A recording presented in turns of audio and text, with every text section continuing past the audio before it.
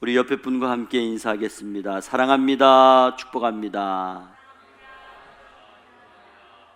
네. 이 시간 함께 더 인사드릴 것은 이렇게 인사했으면 좋겠습니다. 참 평안과 위로가 넘치는 교회를 회복합시다. 시작.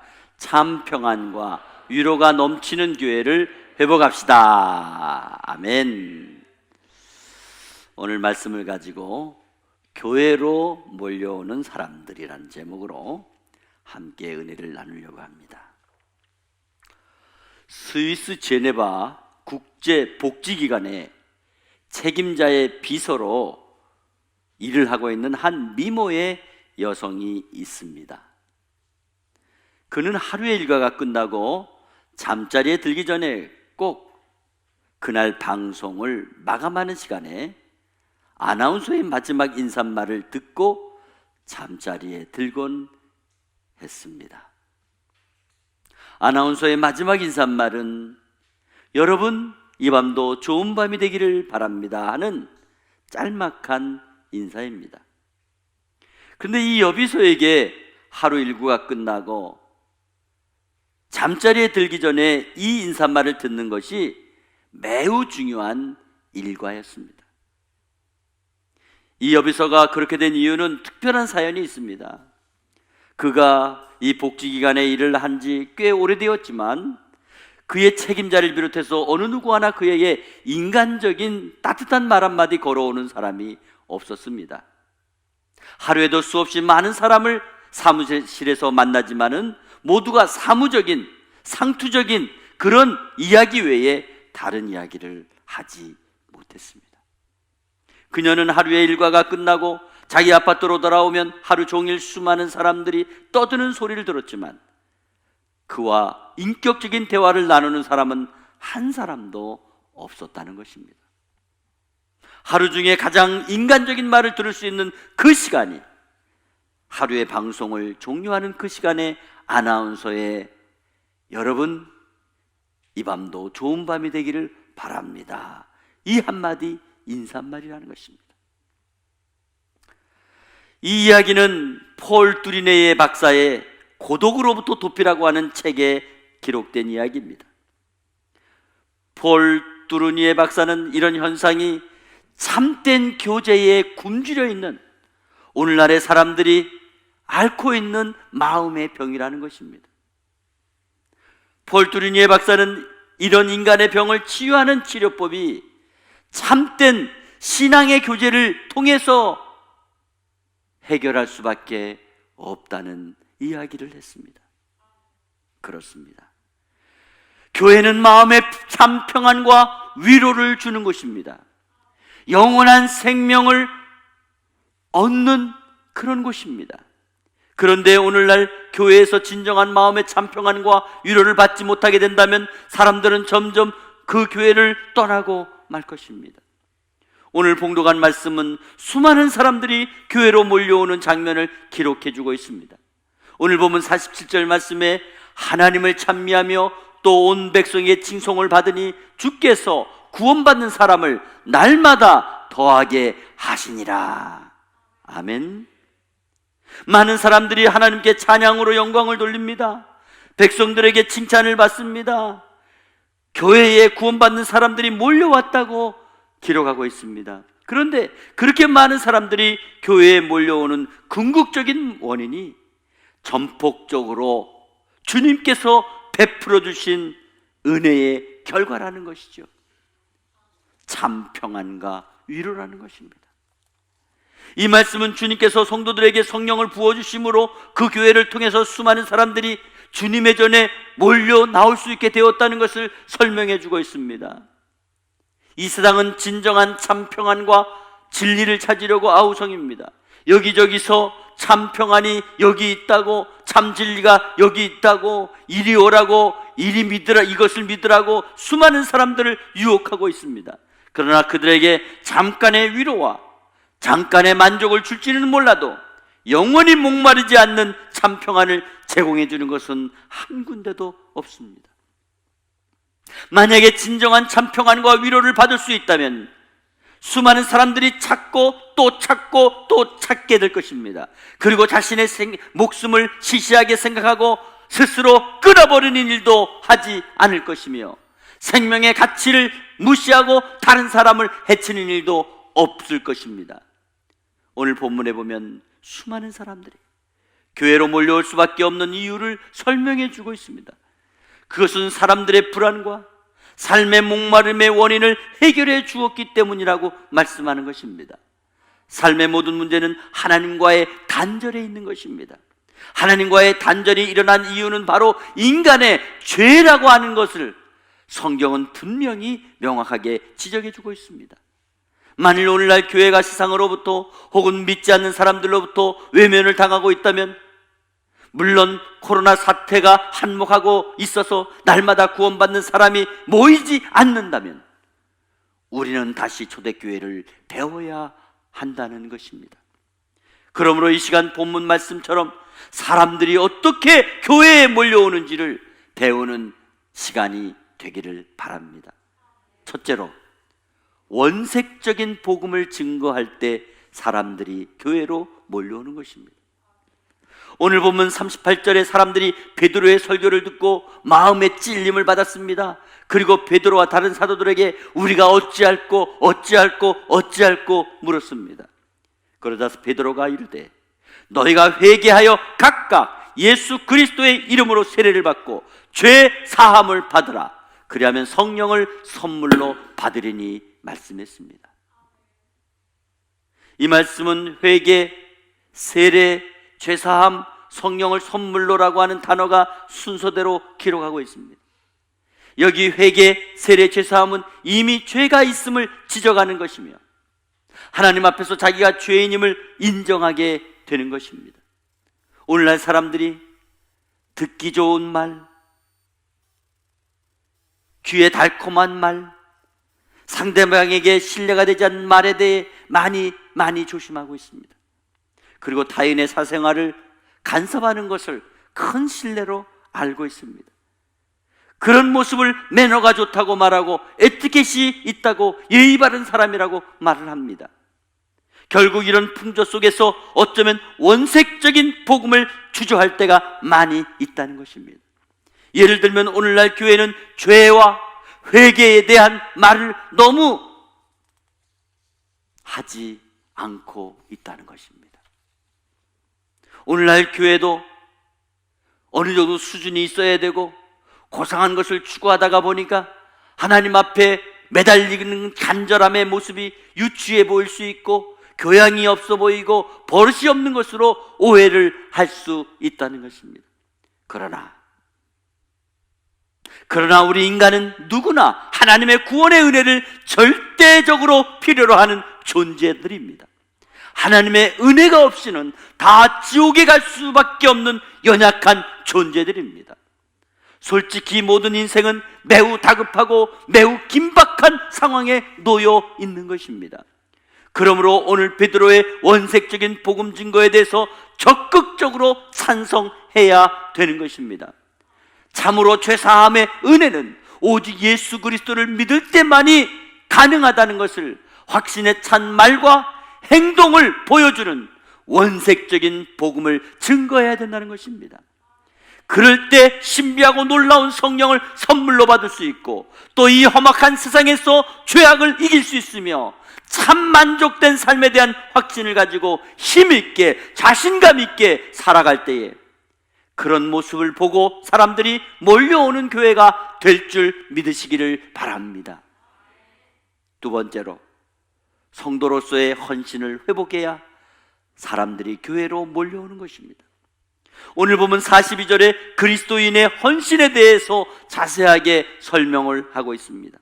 그들이 사도의 가르침을 받아 서로 교제하고 떡을 떼며 오로지 기도하기를 힘쓰니라.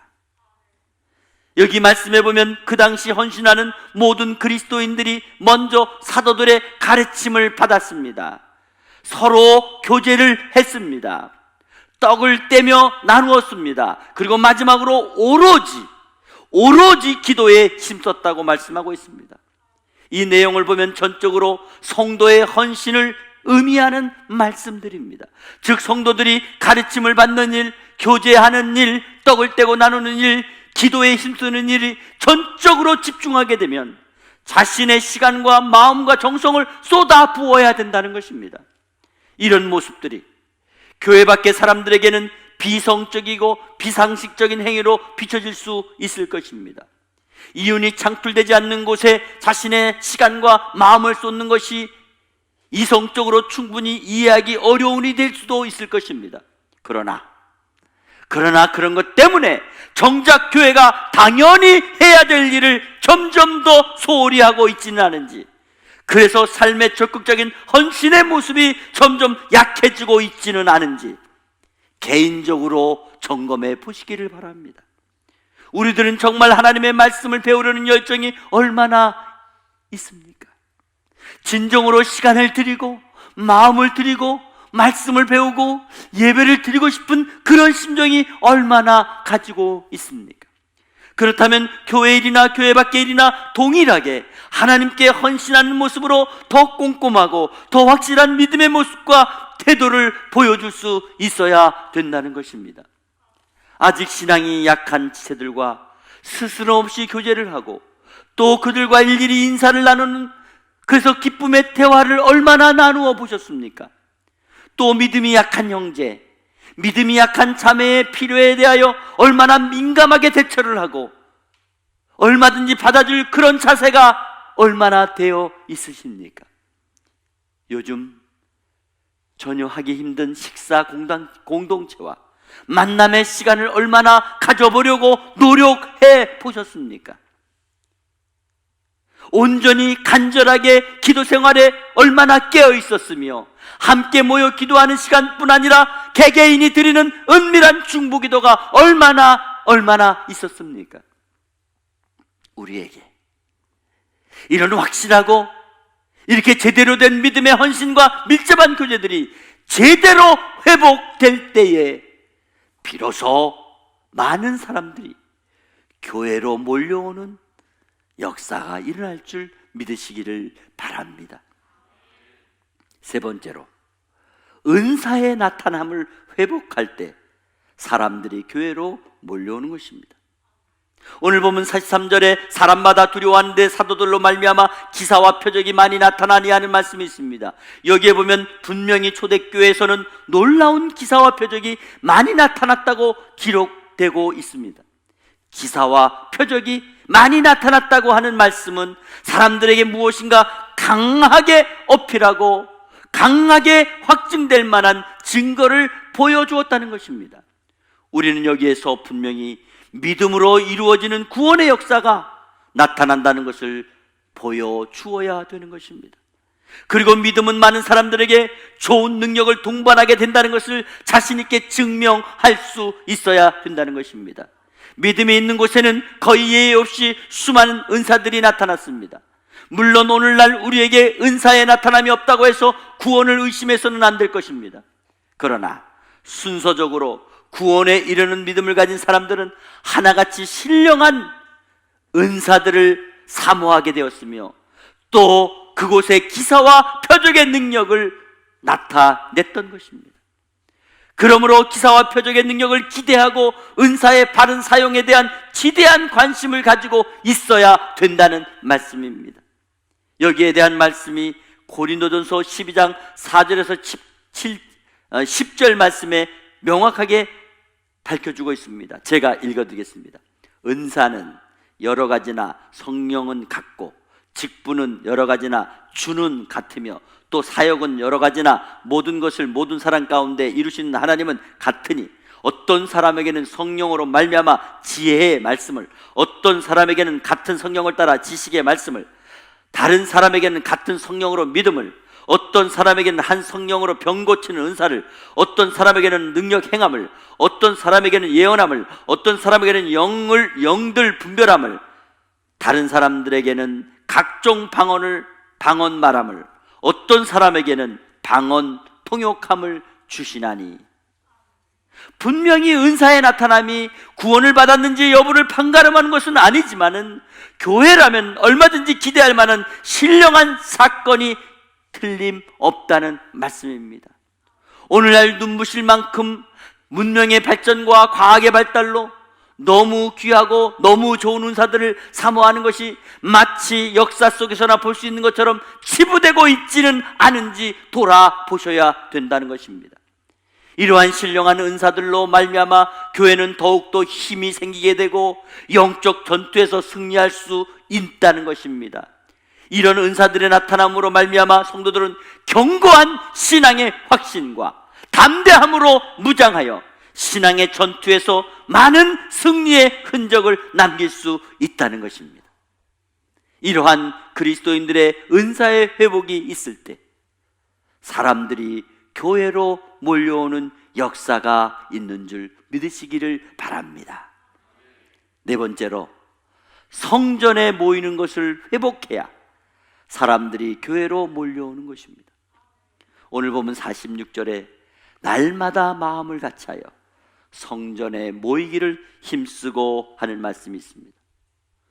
오늘날 가족 구성원들로부터 사회 전반에 걸친 구성체계의 변화는 거대 규모에서 점점 작은 규모로 전환되고 있다는 것을 알 수가 있습니다. 오래전에 신문에 나온 기사 중에 우리나라 촌수에서 사라지고 있는 촌수에 관한 기사가 실린 적이 있습니다. 고모 혹은 고모부, 이모 혹은 이모부, 이런 말이 점점 사라지고 있다는 겁니다. 그 이유가 뭐예요? 한때 우리나라가 어렵게 살 때에 우리나라에서 벌였던 핵가족 운동의 결과입니다. 하나만 낳아 잘 기르자. 하나만 낳아 잘 기르자. 남녀 구별하지 말고 하나만 낳아 잘 기르자. 잘 기른 딸 하나 열아들 부럽지 않다, 뭐 이래가지고 하나만 낳으라고. 그래서 한 집에 자녀가 하나 또는 둘을 낳는 일이 2대, 3대에 걸쳐서 계속 이어지게 되면 당연히 그런 결과가 나타날 것입니다. 특별히 요즘 코로나19로 인하여 교회의 모임은 점점 작아지고 있습니다. 사실 오늘날 교회에서 잊혀져가는 예배 중에 하나가 저녁 예배, 그리고 어린이 수요 예배, 어린이 오후 예배입니다. 제가 전도사 때만 해도 있었던 예배입니다. 어느새 모든 교회가 주일 저녁 예배, 또 어린이 예배, 수요 예배, 심지어는 주일 어린이 예배도 없는 교회도 많습니다. 수요 기도회도 없고 금요 기도회도 없는 교회도 많습니다. 물론 사회 전반적인 체제 변화와 코로나19로 인해 오늘날 흩어지고 있는 정책과 시간 활용의 변차가 생겨서 조정된 것은 인정합니다. 그러나 교회에서의 모임, 예배 시간이 우리 인간의 필요와 우리 인간의 억지에 따른 방책으로 점점 줄어들고 있다면 이것은 심각한 영적인 위협을 느껴야 된다는 것입니다. 사실 교회가 일자리가 없는 사람이나 아니면 일하지 않아도 먹고 살기에 넉넉한 사람의 모임인 것처럼 세상 인식을 주게 되면 교회는 예상하지 못한 큰 아픔과 타격을 많이 받을 수가 있다는 것을 알아야 됩니다. 우리는 주 안에서의 만남 속에 일어날 수 있는 놀라운 영적인 은혜와 축복된 일들이 결코 무시되는 그런 비극이 일어나지 않도록 해야 된다는 것입니다. 성도들의 모임 속에서 서로의 긴밀한 교제를 통해서 참 평안과 참 위로를 주고 받을 수 있어야 되는 것입니다. 성도 간의 기쁨과 순수함에 대한 회복이 있어야 됩니다. 성도들끼리 서로 격려하고 칭찬하고 용기를 주고 서로의 결점을 치유하고 서로의 약함을 위로함으로 치유와 회복의 역사가 일어나야 되는 것입니다. 이러한 만남의 회복과 은혜의 현장이 다시 회복될 때에 사람들이 몰려오는 교회가 될 줄 믿으시기를 바랍니다. 사랑하는 성도 여러분, 앞으로 이 네 가지의 회복과 참 평안이 있는 교회에 사람들이 다시 몰려오는 은혜가 나타날 줄 믿습니다. 그리고 이런 교회가 코로나 시대에 역사를 이끌고 갈 수 있는 능력 있는 교회로 등장할 줄 믿습니다. 우리 교회의 영적인 좋은 변화는 이 지역의 변화가 될 수 있으며 더 나아가 우리 민족의 변화로 이어질 것입니다. 사람들이 교회로 몰려오는 것이 마땅한 사실임에도 불구하고 그러한 일이 일어나지 않는다면 우리는 다시 말씀을 붙잡고 다시 함께 통회하며 부르짖고 오로지 기도에 힘써야 될 것입니다. 수많은 사람들이 울며 통회하고 회개하며 주님께 나와 주님만을 섬기게 되는 날, 우리 시대의 또 다른 사도행전을 기록하게 될 것입니다. 믿음의 역사는 우리가 상상할 수 없는 일들을 만들어낼 것입니다. 우리 인생이 결코 길지 않기 때문에 사명은 더욱더 절실하게 느껴지는 것입니다. 스데반 집사님의 성령 충만함이 그의 생명을 앞당겼다고 볼 수 있습니다. 그러나 그가 본 천국은 이 땅에서 잠시 누리는 부귀영화보다 더 크기 때문에 그는 기꺼이 생명을 포기할 수 있었던 것입니다. 사랑하는 성도 여러분이요, 오늘 이 시간 저와 여러분의 회복된 예배와 간절하게 부르짖는 기도로 능력을 회복하시고 성령의 역사로 다시 교회로 몰려오게 하는 사람들의 간증을 통해서 다시 쓰는 사도행전이 21세기의 한국교회 역사의 한 부분을 장식해낼 수 있는 자랑스러운 평강의 교회 성도들이 되시기를 주 예수 그리스도의 이름으로 축복합니다. 축복합니다.